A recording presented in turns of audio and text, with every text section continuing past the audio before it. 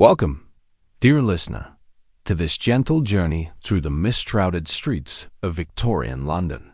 As you settle in for this evening's tale to help unwind your day, I invite you to close your eyes and drift back through time with me.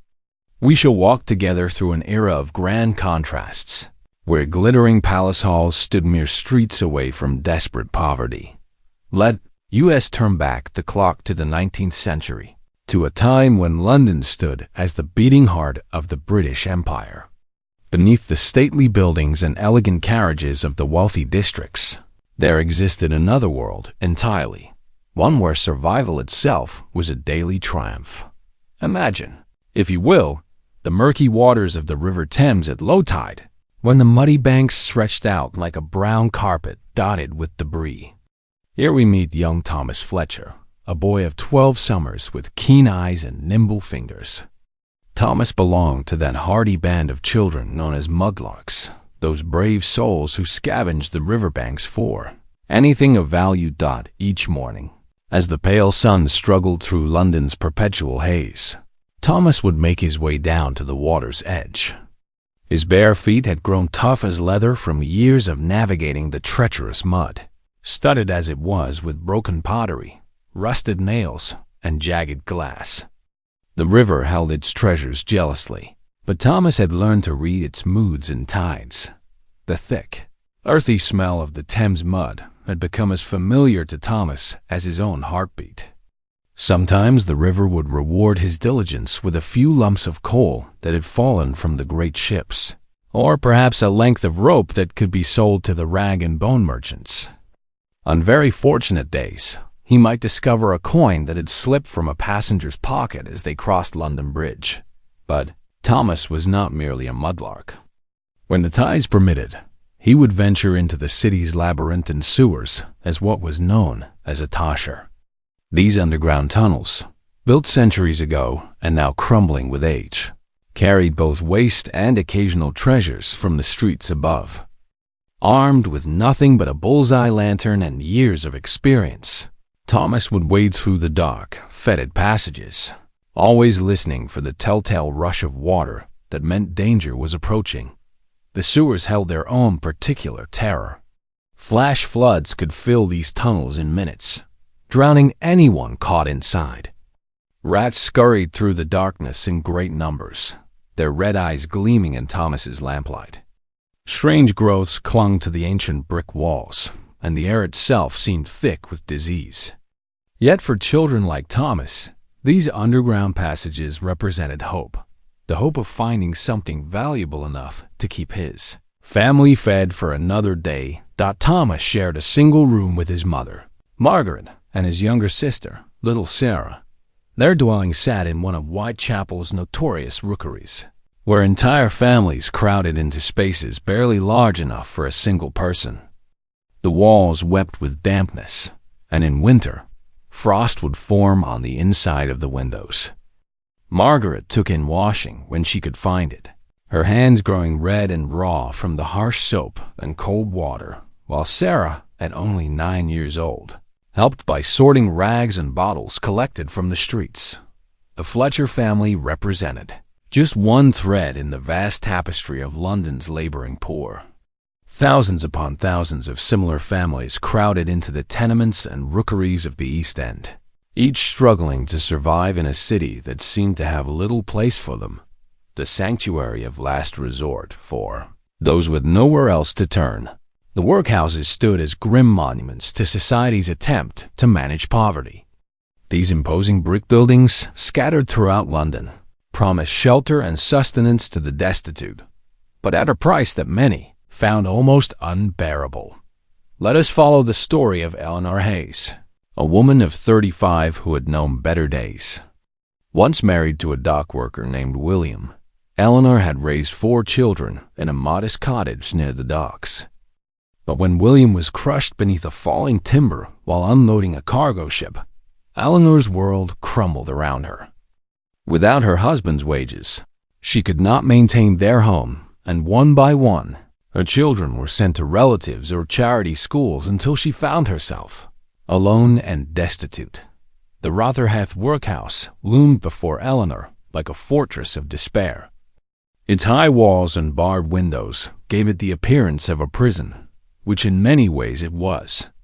Upon entering, Eleanor was forced to surrender her few remaining possessions: a worn shawl that had been her mother's, a small prayer book, and a locket containing a miniature portrait of William. These items, meager as they were, represented her last connection to the life she had once known. The workhouse operated on principles of deterrence and discipline. Families were immediately separated, with men housed in one wing, women in another, and children sent to yet a third section. Eleanor found herself assigned to the women's ward, a long, echoing hall lined with narrow beds, and presided over by a stern matron who seemed to take pleasure in enforcing the institution's countless rules. Each day began before dawn with the clanging of a harsh bell. Eleanor and her fellow inmates would shuffle to the dining hall for a breakfast of watery porridge and stale bread. The portions were deliberately meager, calculated to provide just enough nourishment to sustain life while discouraging long-term residents. The thin gruel had no flavor save that of disappointment, and Eleanor often found herself thinking of the hearty stew she had once prepared for her family. After breakfast came the daily labor. Eleanor was assigned to the oakum-picking room, where she would spend 10 hours tearing apart old rope with her bare hands. The coarse fibers cut into her fingers, and by evening her hands would be raw and bleeding. Other inmates broke stones in the yard or sewed rough uniforms in the workhouse's dim seamstress shop.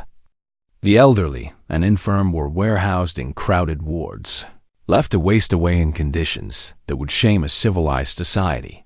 The psychological toll of the workhouse proved even heavier than the physical hardships. Eleanor watched as proud men were reduced to shuffling shadows, their spirits broken by the endless routine of degradation. Women who had once managed households and raised children now sat in silent rows, their eyes empty of hope or joy. The workhouse succeeded in its goal of deterring dependency, but at the cost of crushing the human spirit beneath its grinding machinery. The perilous streets beyond the walls of the workhouses, London's streets presented their own challenges. The city's layout, unchanged since medieval times, consisted of narrow, winding lanes that rarely saw direct sunlight. These passages were made treacherous by the accumulated filth of centuries, animal waste from the countless horses, dogs, and livestock that shared the streets with humans, combined with household refuse thrown carelessly from windows above Dot in these shadowy thoroughfares. We encounter Isabella Crawford, a young woman of 22 whose circumstances had forced her into London's most dangerous profession. Born to a family of agricultural workers in Dorset, Isabella had come to London with dreams of finding respectable employment as a seamstress or domestic servant. But without connections or references, she found herself instead walking the gaslit streets of Spitalfields, offering her companionship to strangers in exchange for the coins that meant the difference between eating and starving. Isabella rented a tiny room on the 4th floor of a crumbling tenement, reached by a narrow staircase that reeked of boiled cabbage and human desperation. The room contained little more than a narrow bed, a rickety washstand, and a small mirror with a crack running diagonally across its surface. Through her single window, she could see the maze of rooftops and chimney pots that stretched endlessly across the East End, punctuated here and there by the spires of churches that seemed to offer little comfort to the suffering masses below. Each evening, as the gas lamps flickered to life and cast their wavering circles of yellow light onto the wet cobblestones, Isabella would emerge from her lodging house to begin her nightly search for customers. She had learned to read the streets with a survivor's instinct, avoiding the alleys where footpads lurked and steering clear of the public houses where drunken violence erupted without warning. Women who shared Isabella's profession formed a loose community bound together by mutual understanding and shared danger.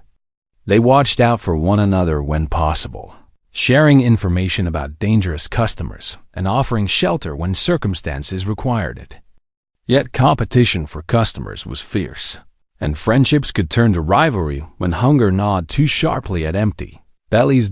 Isabella had witnessed the fate that could befall women in her position. Disease was a constant threat, as was violence from customers who saw women like her as less than human. The police offered no protection. Indeed, they were more likely to arrest Isabella than to help her. In the eyes of respectable society, women like Isabella had forfeited any claim to sympathy or assistance. Yet Isabella possessed a resilience that served her well in this harsh environment.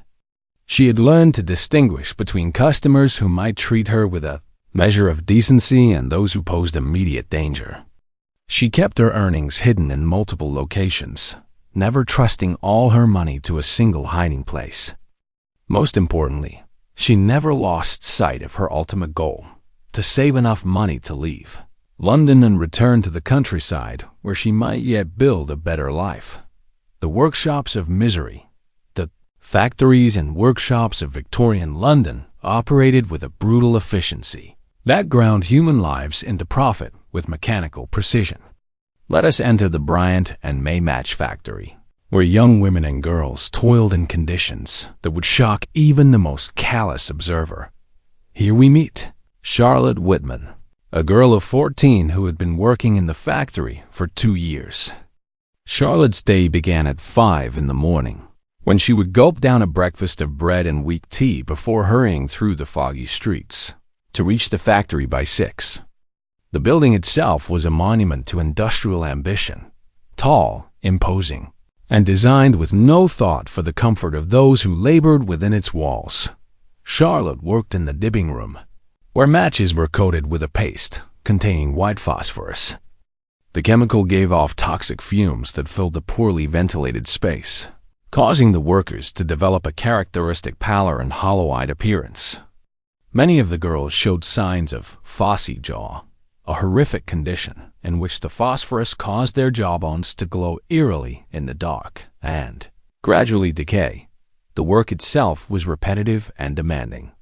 Charlotte would stand at her station for 12 hours with only brief breaks for meals, dipping wooden splints into the phosphorus paste and arranging them in neat rows to dry. Her supervisor, a hard-faced woman named Mrs. Grimsby, prowled the aisles looking for any sign of slackness or error. Workers who failed to meet their quotas faced immediate dismissal, while those who protested the conditions found themselves blacklisted from other employment. The factory maintained order through a system of fines that reduced the workers' already meager wages. A worker might be fined for arriving late, for talking during work hours, for dropping matches, or for any of a dozen other infractions. These fines, along with deductions for the cost of materials and tools, meant that many workers took home barely enough to pay for lodging and food. Charlotte lived in a lodging house with 8 other match girls, all of them crammed into 2 small rooms. They shared their meals, pooled their resources when one fell ill, and took turns caring for the younger girls who had no families to look after them. Despite the harsh conditions of their work, these young women formed bonds of friendship and solidarity that helped them endure their daily struggles. The match factory was just one of countless industrial establishments that relied on cheap labor to maximize profits. Across London, similar scenes played out in textile mills, boot factories, and metalworking shops. Children as young as 10 worked alongside adults in conditions that would be considered criminal by modern standards.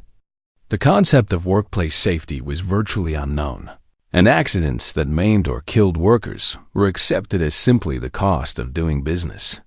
The docks of empire. The Port of London served as the gateway through which flowed the wealth of the British Empire. Ships from every corner of the globe crowded the Thames, their holds bursting with tea from India, silk from China, cotton from America, and spices from the East Indies. The docks themselves were a babel of languages and cultures, where English dock workers labored alongside sailors from distant lands. Among these workers was Patrick O'Brien, an Irishman who had fled the potato famine in his homeland to seek better fortune in London. Patrick possessed the broad shoulders and strong back that dock work demanded, but he had quickly learned that physical strength was only one requirement for survival in this dangerous trade. The work at the docks was both irregular and hazardous. Patrick would join the crowd of men who gathered each morning at the dock gates, hoping to be selected for a day's labor. The foreman would walk among them, choosing workers based on their apparent strength and reliability. Those not chosen would return home empty-handed, their families going without food for another day. When Patrick was fortunate enough to be selected, he would spend 10 or 12 hours loading and unloading cargo ships. The work required moving heavy crates and barrels with primitive equipment and little regard for safety. Accidents were commonplace. Men were crushed by falling cargo, drowned when they slipped from wet planks, or maimed by snapping ropes and cables. Patrick had witnessed several such incidents, including one horrific afternoon when a fellow worker was killed instantly by a massive timber that broke free from its moorings. The compensation for this dangerous work was barely adequate to sustain life.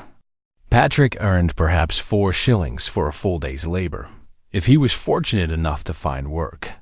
From these meager wages, he had to pay for lodging, food, and clothing, leaving little margin for the times when work was unavailable. Patrick shared a basement room with 3 other Irish dock workers in a tenement near the docks. The room was perpetually damp, with water seeping through the walls whenever it rained.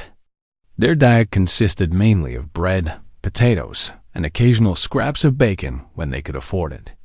Tea was a luxury reserved for special occasions, and fresh meat appeared on their table perhaps once a month. Despite these hardships, Patrick sent what money he could spare back to Ireland, where his elderly parents struggled to maintain their small farm. This act of generosity meant that Patrick often went hungry himself, but he considered it his duty to help those who had given him life and raised him to adulthood. The community of Irish dock workers formed a tight-knit group bound together by shared heritage and common struggles. They gathered in public houses after work to share news from home, sing traditional songs, and offer support to those facing particular hardships. These gatherings provided emotional sustenance that helped them endure the physical hardships of their daily lives.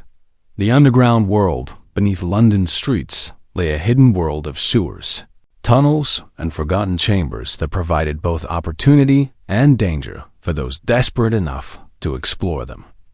The Toshers, as they were known, represented perhaps the most daring of London's scavengers, willing to risk their lives in pursuit of treasures lost in the city's waste.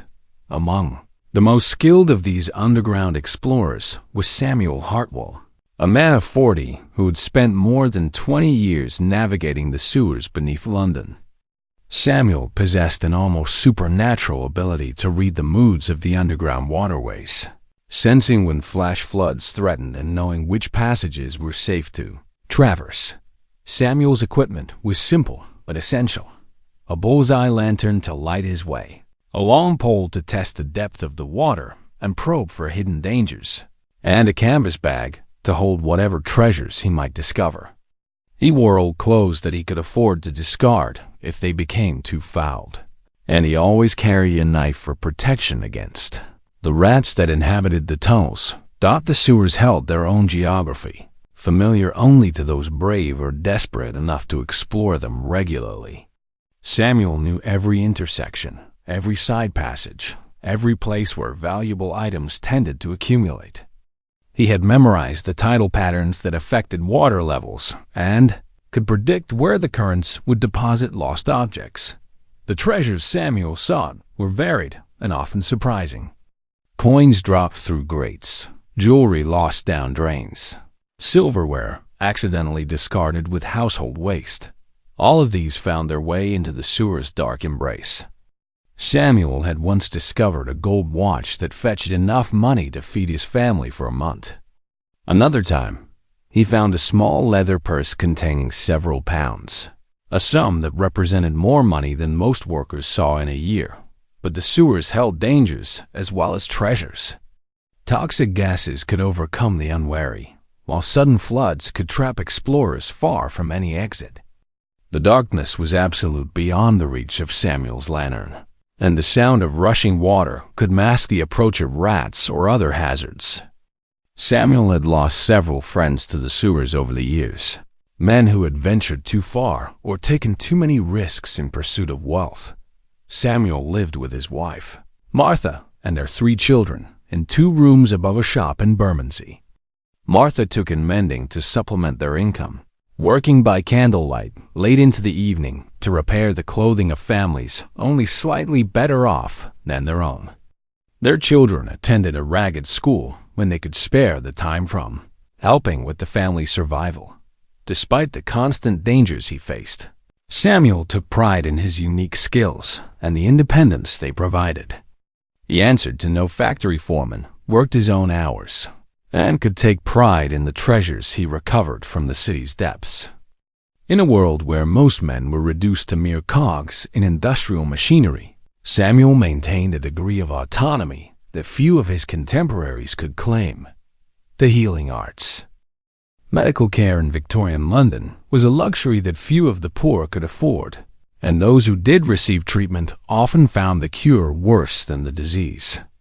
The city's hospitals were overcrowded and understaffed, while many doctors of the era possessed only rudimentary knowledge of disease and treatment. Dr. Edmund Blackwood represented the better class of medical practitioners who served London's poor. A graduate of Edinburgh Medical School, Dr. Blackwood had established a small practice in Whitechapel, where he charged modest fees and often provided treatment free of charge to those who could not pay. Dr. Blackwood's surgery occupied the ground floor of a narrow house on Commercial Street. The waiting room was always crowded with patients suffering from the ailments that plagued the poor: consumption, rickets, various fevers, and injuries sustained in dangerous occupations. The doctor had learned to diagnose conditions by sight and touch, as few of his patients could afford the luxury of lengthy examinations. The medical supplies available to Dr. Blackwood were limited and often of questionable quality. Laudanum served as the primary painkiller, while mercury-based compounds were prescribed for a variety of ailments despite their toxic effects. Surgical procedures were performed without anesthesia, and the concept of antiseptic technique was only beginning to gain acceptance among forward-thinking practitioners. One of Dr. Blackwood's most challenging cases was young Timothy Nash, a boy of 8 who had been severely burned in a factory accident. The child's clothing had caught fire while he was cleaning machinery, and by the time the flames were extinguished, much of his upper body was covered with terrible burns.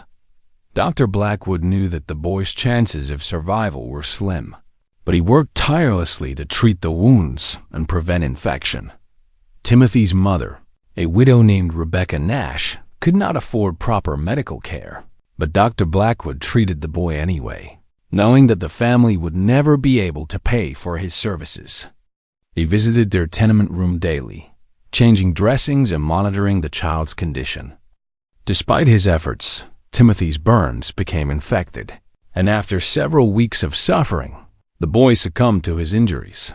Timothy's death was just one of countless tragedies that Dr. Blackwood witnessed in his practice. He had learned to maintain a professional demeanor in the face of suffering, but each loss took its toll on his spirit.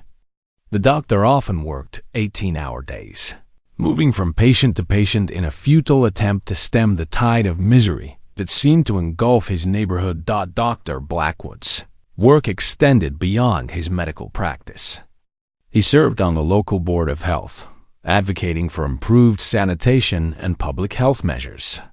He wrote letters to newspapers describing the conditions he witnessed among the poor and calling for social reforms that might address the root causes of disease and suffering. The doctor's efforts were part of a growing movement among medical professionals who recognized that poverty and poor living conditions were major factors in the spread of disease. These reformers argued that public health was a social responsibility, not merely a matter of individual medical care. The weight of sorrow death was an ever-present companion to London's poor, visiting their crowded tenements with terrible regularity. The rituals surrounding death among the working classes were necessarily simple, lacking the elaborate ceremonies that the wealthy could afford.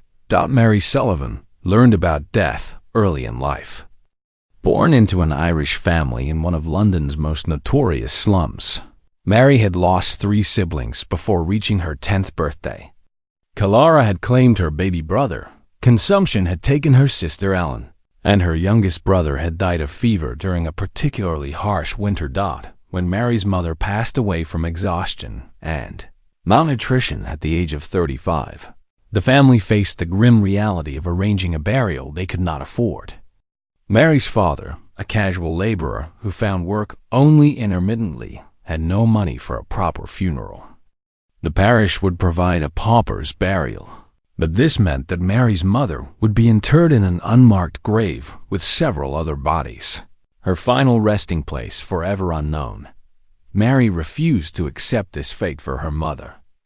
At the age of 14, she took on additional work as a seamstress, laboring late into the night to earn the money needed for a modest but decent burial.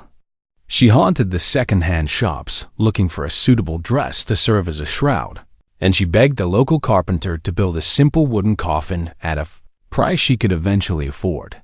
The funeral took place on a gray October morning, with only Mary, her father, and a few neighbors in attendance. There were no hired mourners, no elaborate flowers, no grand procession through the streets. Instead, Mary's mother was carried to her grave in a simple wooden box, accompanied by the quiet prayers of those who had known and cared for her. The cemetery where Mary's mother was buried was overcrowded and poorly maintained, with graves so closely packed that new burials sometimes disturbed older remains. Wooden markers replaced expensive stone monuments, and many graves were marked only by the fading memories of those who mourned the dead. For Mary, a mother's death marked the end of childhood and the beginning of adult responsibilities. She became the keeper of the household, managing the meager finances and caring for her younger siblings, while her father struggled with grief and increasing dependence on alcohol. The experience of arranging her mother's funeral taught Mary valuable lessons about the value of money and the importance of planning for the future. She began setting aside small amounts whenever possible, creating a burial fund that would ensure her family members could be laid to rest with dignity when their time came. Mary's story reflected the experiences of countless families who faced the death of loved ones without the resources to provide proper burials. The poor died as they lived, with little ceremony and less comfort, their passing marked only by the sorrow of those left behind. Voices of conscience.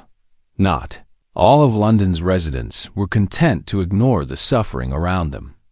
A growing number of reformers, philanthropists, and social activists began to speak out against the conditions that trapped so many in poverty and despair. Among these voices was Catherine Morrison, a young woman from a middle-class family who had been deeply affected by her observations of life in London's slums. Catherine first encountered the reality of urban poverty while visiting a friend who taught at a ragged school in Bethnal Green. The sight of children arriving at school hungry, poorly clothed, and often bearing the marks of violence or neglect prompted Catherine to dedicate her life to social reform. Catherine began by organizing charitable efforts among her friends and family. She collected clothing and food for distribution to needy families, and she established a small fund to provide emergency assistance to families facing particular crises. But Catherine soon realized that charity alone could not address the systemic problems that created and perpetuated poverty. Determined to understand the root causes of urban misery, Catherine spent months walking through London's poorest neighborhoods, talking with residents and observing their daily struggles. She documented what she saw in detailed journals, recording not only the physical conditions of the slums but also the stories and experiences of the people who lived there. Catherine's investigations revealed the complex web of factors that trapped families in poverty. Low wages, irregular employment, poor health, and lack of education all contributed to a cycle that was difficult to break. She saw how a single injury or illness could destroy a family's economic stability, forcing them into the workhouse or onto the streets. Armed with this knowledge, Catherine began writing articles for newspapers and magazines, describing the conditions she had witnessed and calling for reforms. Her writing style was clear and compelling, designed to educate rather than merely shock her readers. She argued that poverty was not a result of moral failing but of structural problems in society that could be addressed through legislation and social reform. Catherine also became involved in the movement to improve working conditions for women and children. She testified before parliamentary committees investigating factory conditions, providing detailed accounts of the hazards faced by young workers. Her testimony helped to support legislation limiting working hours and improving safety conditions in industrial establishments. The work of reformers like Catherine faced significant opposition from those who profited from existing conditions. Factory owners argued that reforms would make British industry uncompetitive, while many members of the upper classes maintained that poverty was a natural and necessary condition that provided incentives for hard work and moral improvement.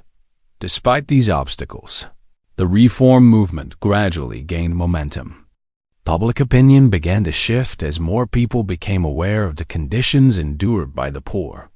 Religious leaders began preaching about social responsibility, while newspapers began reporting more extensively on urban problems.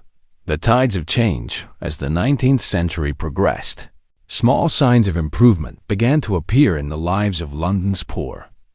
These changes came slowly and unevenly, but they offered hope that conditions might eventually improve for future generations. One of the most significant developments was the construction of London's modern sewer system under the direction of engineer Joseph Bazalgette. This massive project, undertaken in response to the Great Stink of 1858, represented a triumph of public health engineering that would serve as a model for cities around the world. The new sewers dramatically reduced the incidence of waterborne diseases like cholera and typhoid fever. Neighborhoods that had previously been plagued by regular epidemics began to see improvements in health outcomes, particularly among children who were most vulnerable to these diseases. Educational opportunities also began to expand during this period. The Education Act of 1870 provided government funding for the establishment of elementary schools, making basic education available to working-class children for the first time. These schools were far from perfect, with overcrowded classrooms and underpaid teachers, but they represented an important step toward breaking the cycle of ignorance and poverty. Labor organizations began to gain strength and recognition during the latter part of the century. The formation of trade unions gave workers a collective voice in negotiations with employers, leading to gradual improvements in wages and working conditions. The famous London dock strike of 1889 demonstrated the power of organized labor and inspired workers in other industries to pursue similar strategies. Housing conditions also began to improve, though progress was slow and limited. Philanthropic organizations built model housing developments that provided cleaner, more spacious accommodations for working families. While these projects served only a small fraction of those in need, they demonstrated that better housing for the poor was both possible and economically viable. Medical care became more accessible as the century drew to a close. The establishment of charitable hospitals and dispensaries meant that poor families could receive treatment without facing immediate financial ruin. While medical knowledge remained limited by modern standards, the development of anesthesia and antiseptic techniques made surgery safer and less traumatic. Perhaps most importantly, public attitudes toward poverty began to change. The idea that the poor deserved their fate began to give way to a recognition that social and economic forces beyond individual control played a major role in creating and perpetuating poverty. This shift in thinking laid the groundwork for more comprehensive social reforms in the 20th century. Evening reflections as we draw near the end of our journey through Victorian London's shadowy streets. Let us pause to reflect on the lives we have encountered. These were not merely statistics in government reports or characters in moral tales, but real human beings who faced each day with courage and determination despite overwhelming obstacles. Thomas Fletcher, the young mudlark who searched the Thames for treasure, represents the resourcefulness and resilience of London's children. Despite growing up in conditions that would challenge the strongest adults, Thomas found ways to contribute to his family's survival while maintaining hope for a better future. Eleanor Hayes, trapped in the workhouse system, demonstrates the dignity that survived even in the most degrading circumstances. Though stripped of her possessions and separated from her loved ones, Eleanor never lost her essential humanity or her memories of happier times. Isabella Crawford, walking the dangerous streets to earn her daily bread, shows us the difficult choices that poverty imposed on young women. Her story reminds us that survival sometimes required compromises that society condemned while offering no alternatives. Charlotte Whitman, laboring in the match factory's toxic atmosphere, represents the industrial age's human cost. Her willingness to endure dangerous working conditions to support herself and help her fellow workers illustrates both the exploitation of the vulnerable and their capacity for mutual aid. Patrick O'Brien, seeking steady work at the docks, embodies the struggles of immigrants who came to London seeking opportunity, but found instead a different kind of hardship. His commitment to sending money home to Ireland shows how family bonds transcended geographic separation and personal suffering. Samuel Hartwell, exploring the sewers for lost treasures, represents the ingenuity and independence that some managed to maintain even in the most adverse circumstances. His specialized knowledge and skills allowed him to carve out a unique niche in London's economy. Dr. Edmund Blackwood demonstrates the compassion and dedication of those who chose to serve the poor despite limited resources and social indifference. His commitment to treating all patients, regardless of their ability to pay, reflects the highest ideals of medical practice. Mary Sullivan, arranging her mother's burial with dignity despite financial constraints, shows us how love and respect could transcend material limitations. Her determination to honor her mother's memory illustrates the strength of family bonds among the poor. Catherine Morrison, advocating for social reform, represents the growing awareness among the middle and upper classes that poverty was a social problem requiring collective solutions. Her investigative work and public advocacy helped to educate the public and promote legislative changes. The enduring lessons these individual stories, woven together, create a tapestry that illustrates both the harshness of life in Victorian London and the resilience of the human spirit. The people we have met faced challenges that would overwhelm many of us today, yet they persevered with dignity and grace. Their struggles remind us that progress is not automatic or inevitable. The improvements in living conditions, working conditions, and social services that we take for granted today were won through the efforts of countless individuals who refused to accept that suffering was simply the natural order of things. The reformers and activists of the Victorian era understood that individual charity, while necessary and admirable, was not sufficient to address systemic problems. Real change required collective action, legislative reform, and a fundamental shift in how society viewed its responsibilities to its most vulnerable members. The engineers who built London's sewer system, the educators who established schools for working-class children, the labor leaders who organized strikes and unions, and the medical professionals who served the poor all contributed to the gradual transformation of urban life. Their work was not glamorous or immediately rewarding. Progress came slowly, measured in small victories and incremental improvements. Many of those who fought for change did not live to see the full fruits of their efforts, but their persistence and dedication laid the foundation for the more humane society that would eventually emerge. A gentle closing as our evening's journey draws to its close. Let us carry with us the memory of those who walked London's streets in that distant era. Their stories remind us that every generation faces choices about how to respond to the suffering around them. We can choose to look away, to accept that hardship is inevitable and unchangeable.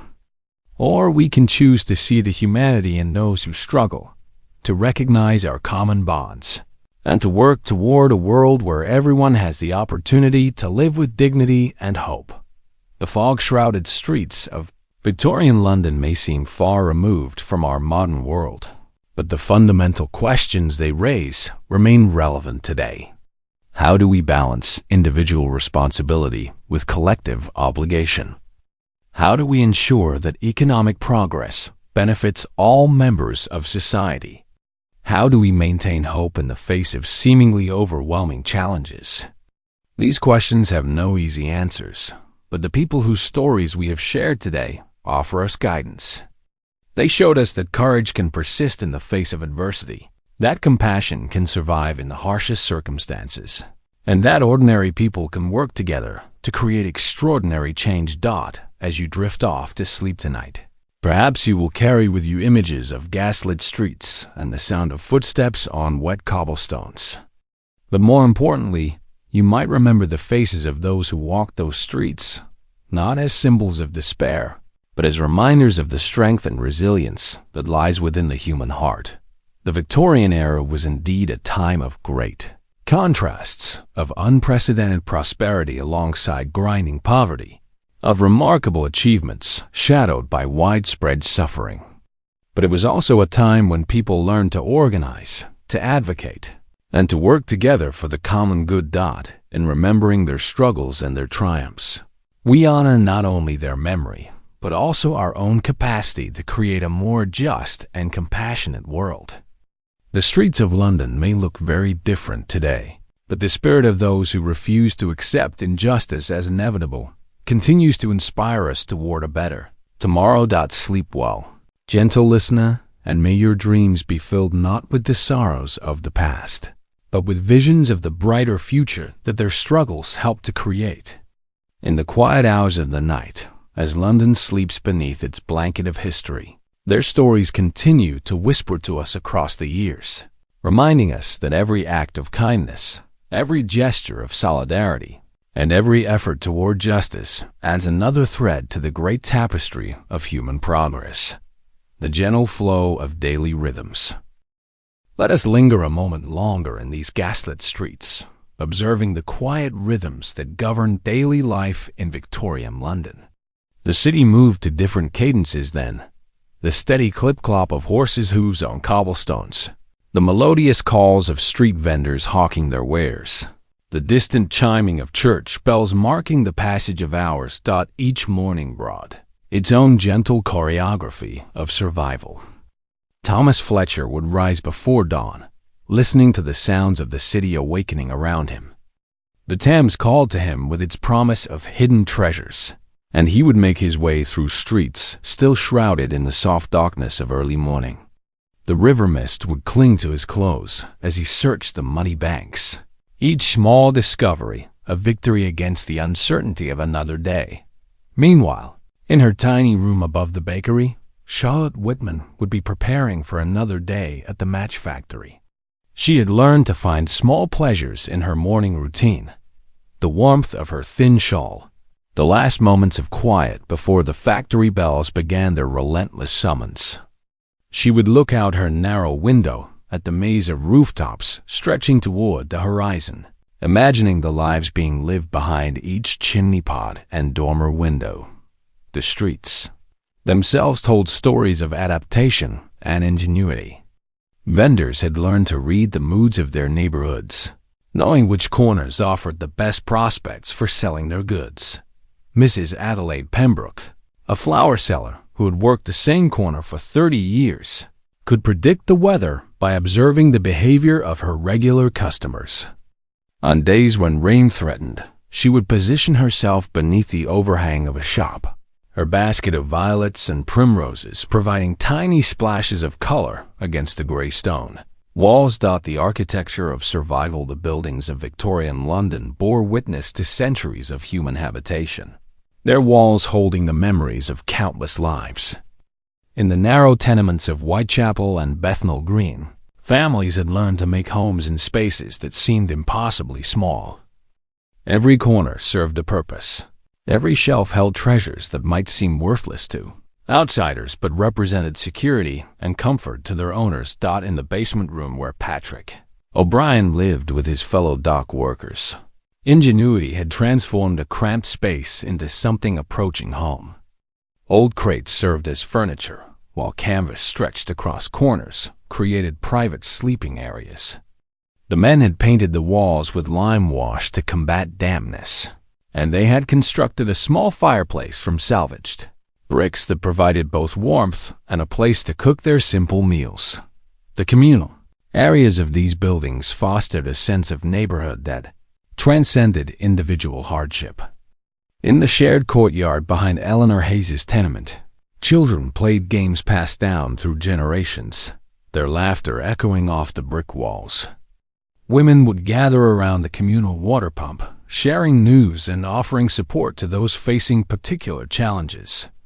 These informal networks of mutual aid provided a social safety net that supplemented the meager assistance offered by official institutions. Even the most humble dwellings showed evidence of their inhabitants' desire for beauty and dignity. Pressed flowers between window panes, carefully mended curtains, polished brass door handles.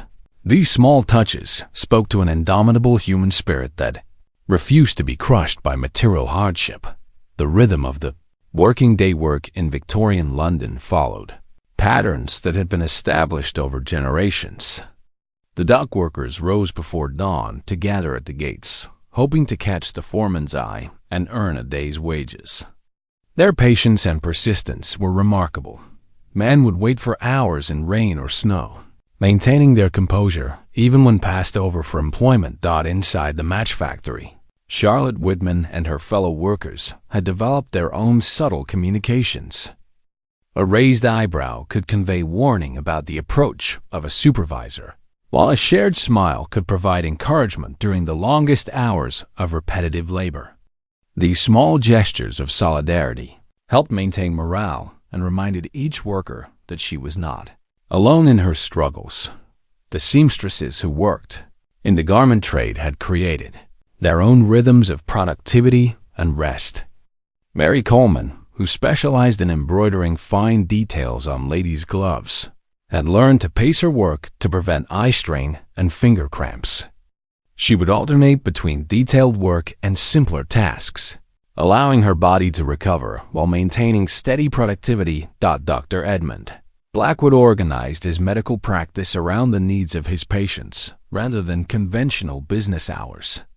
He knew that working people could not afford to lose wages by visiting during normal daytime hours, so he often saw patients in the early morning before they left for work or in the evening after they returned home.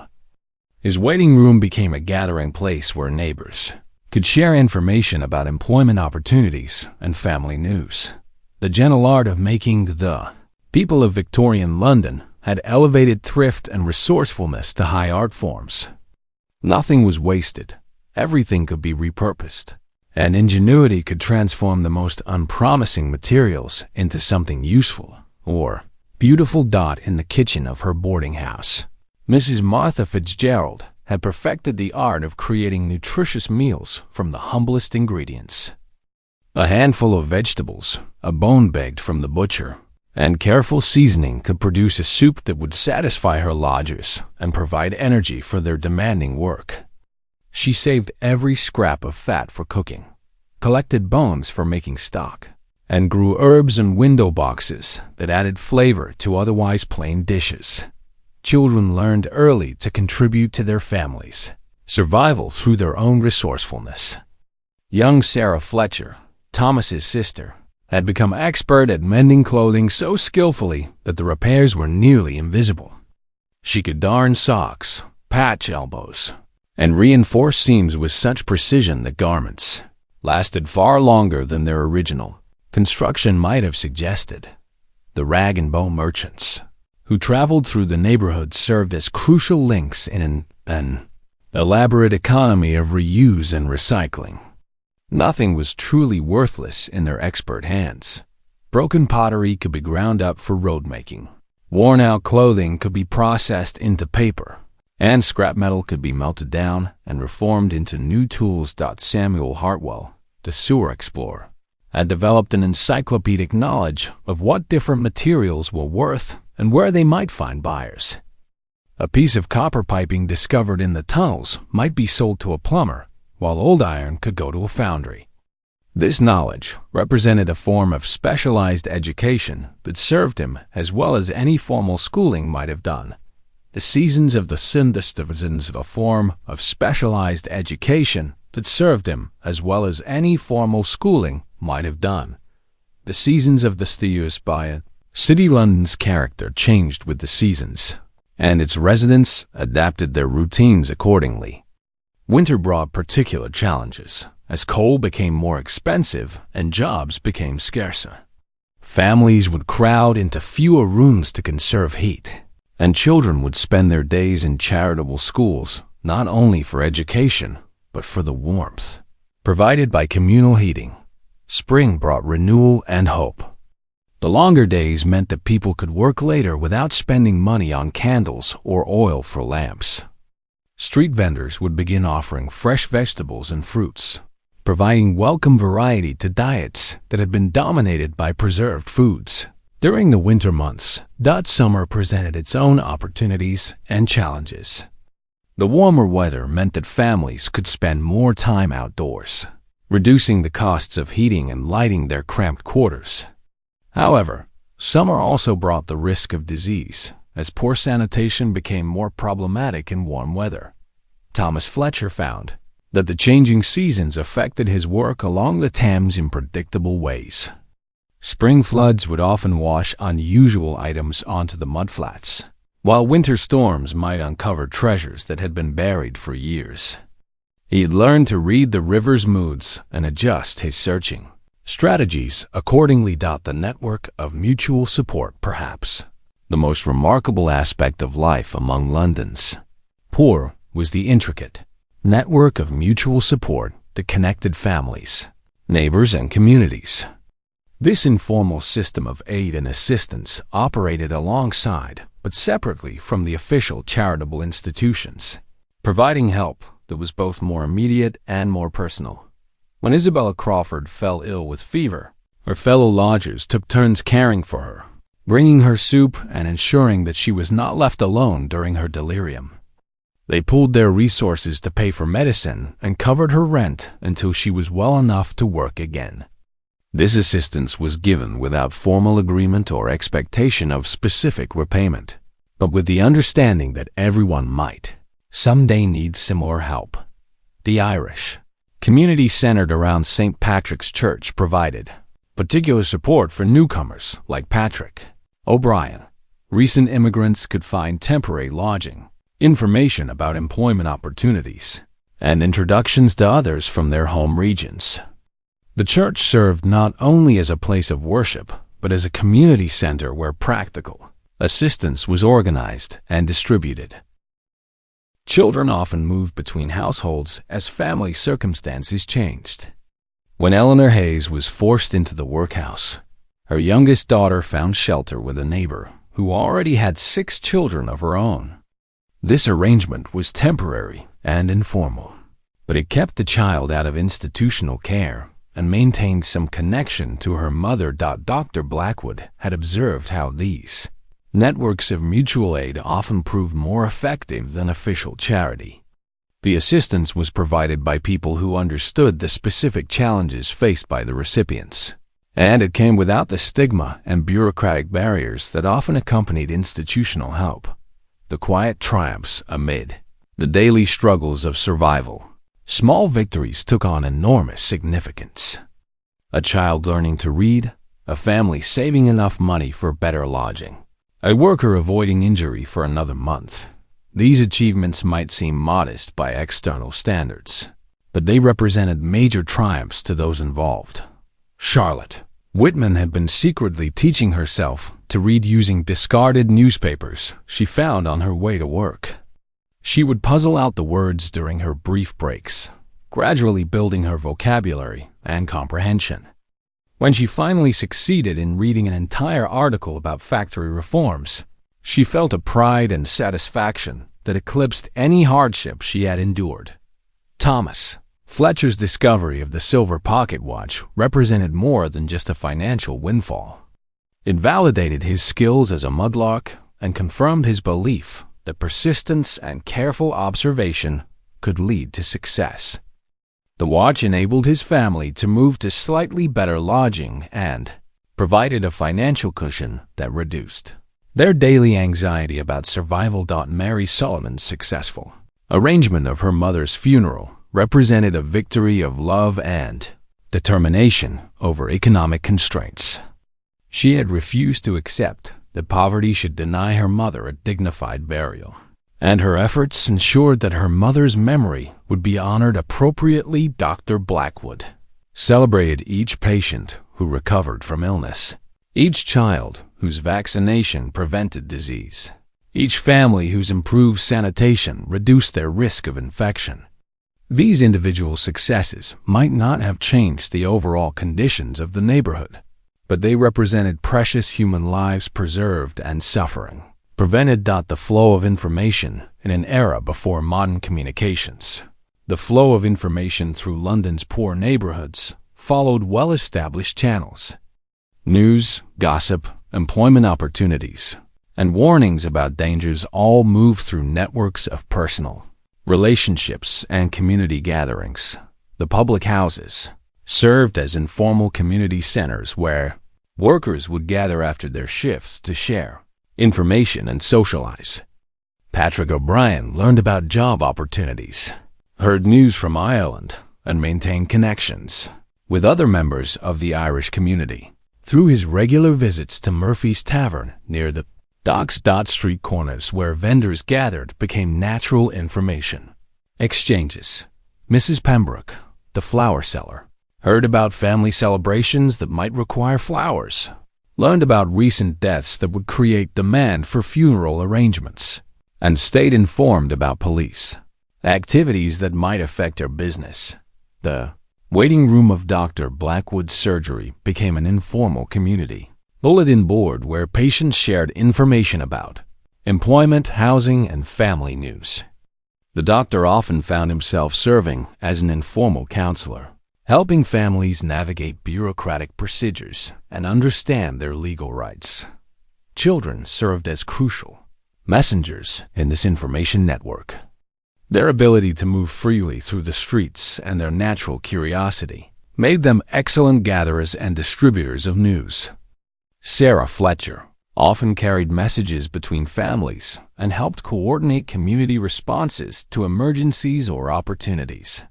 The persistence of hope, despite the overwhelming challenges they faced. The people of Victorian London maintained a remarkable capacity for hope and optimism. This hope was not naive or unrealistic, but rather a practical recognition that improvement was possible and that their efforts could make a difference in their circumstances. Eleanor Hayes, even during her confinement in the workhouse, continued to make plans for reuniting with her children and rebuilding their family life. She used her time in the institution to learn new skills that might help her find better employment when she was released. Charlotte Whitman dreamed of eventually saving enough money to leave the match factory and perhaps opening a small shop or learning a trade that would not endanger her health. She shared these dreams with her fellow workers, and they encouraged each other to maintain their aspirations, despite their current circumstances. Thomas Fletcher looked forward to the day when he might be old enough and strong enough to find steady employment that would provide regular income. He studied the behavior of successful workers, learning the skills and attitudes that might help him secure better opportunities. Catherine Morrison, the social reformer, found hope in the small but measurable improvements she observed in the neighborhoods where she worked. Each new school that opened, each improvement in sanitation, each factory reform represented progress toward a more humane society. The quiet heroes, many of the most significant contributions to improving life in Victorian London came from individuals whose names were never recorded in official histories, but whose daily actions made crucial differences in their COMMUNITIES. Mrs. Margaret Thompson operated an informal childcare service in her basement room, watching over the children of working mothers for a few pence per week. Her service enabled women to maintain employment while ensuring that their children received care and supervision. She taught the children basic reading and numbers, providing educational opportunities that many would not have received otherwise.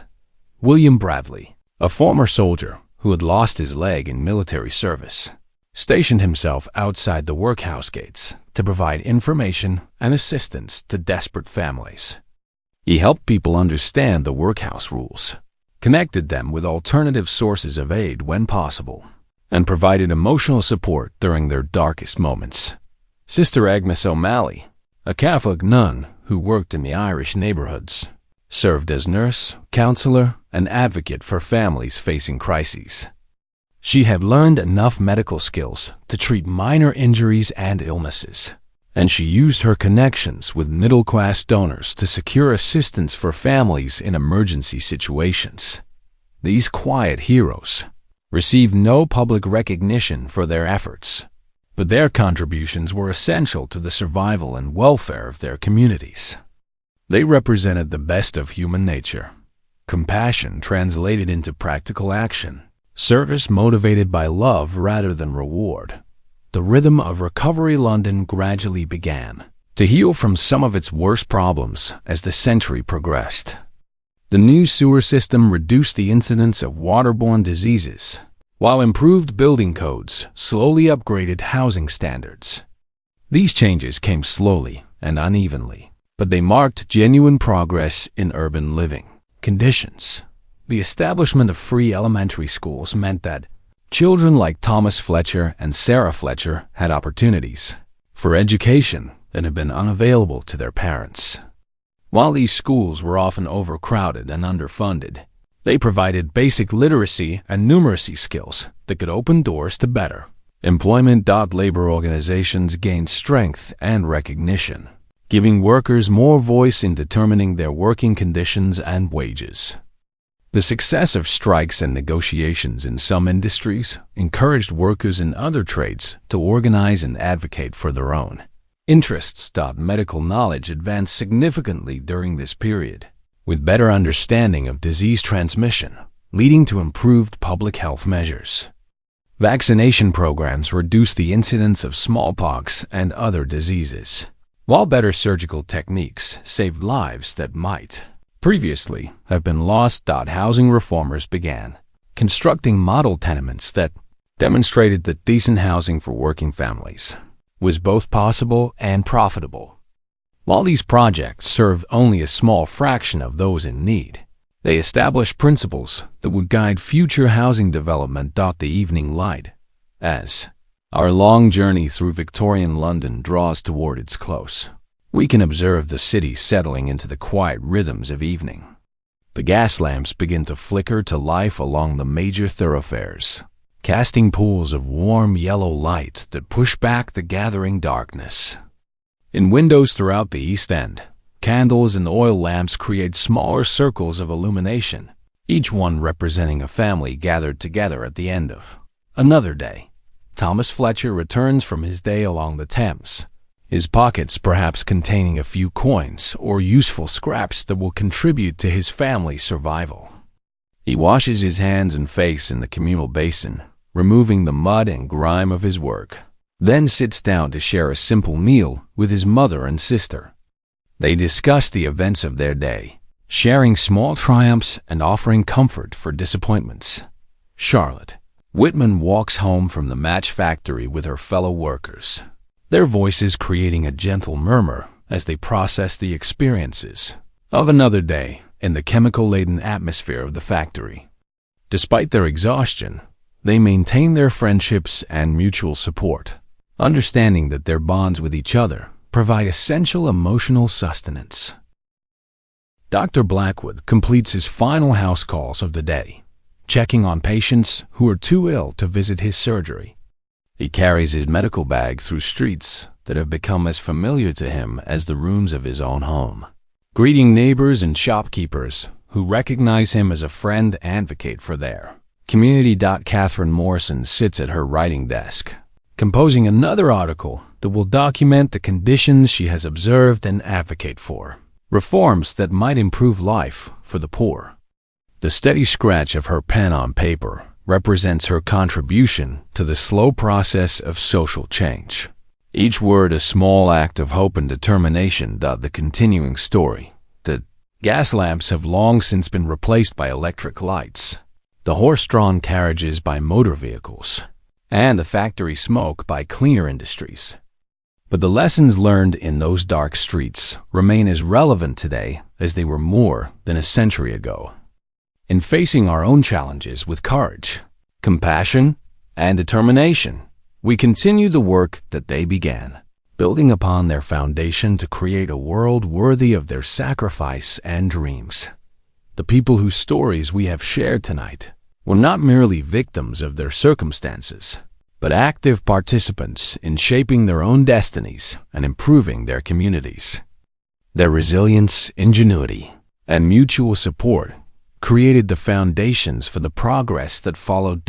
In their struggles, we find not only historical curiosity, but contemporary relevance. Their experiences remind us that progress requires both individual effort and collective action, that small improvements can accumulate into significant change, and that ordinary people possess extraordinary capacities for courage and compassion.